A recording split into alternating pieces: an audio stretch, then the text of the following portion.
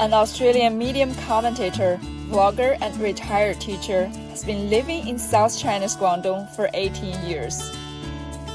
After witnessing China's astonishing development over nearly 2 decades, he said economy and environment are the areas that impress him the most.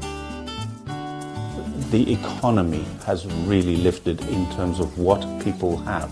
The individual people, there are more people with cars, there are more people putting their kids through better schools, there are better schools to put them through, there are more universities, more hospitals. Infrastructure in terms of society is so much better. It used to be more infrastructure for the economy, now it's infrastructure for the society. China's growth in terms of its number has shrunk. China's growth in terms of what it's doing is still continuing. And even through COVID, there was a downturn during COVID, but we're back on track. For a country, any country, to have gone through what it's gone through and still show growth has been quite good. America has seen negative growth 2 quarters in a row. The UK is going through massive inflation, massive interest rate hikes.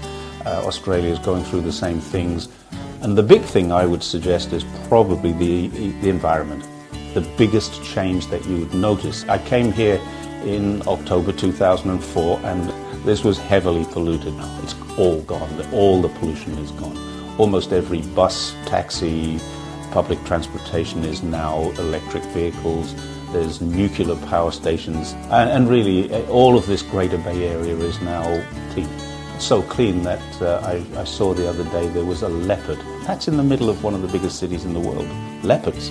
And just off Shenzhen in the bay, there's whales coming in, which didn't happen before.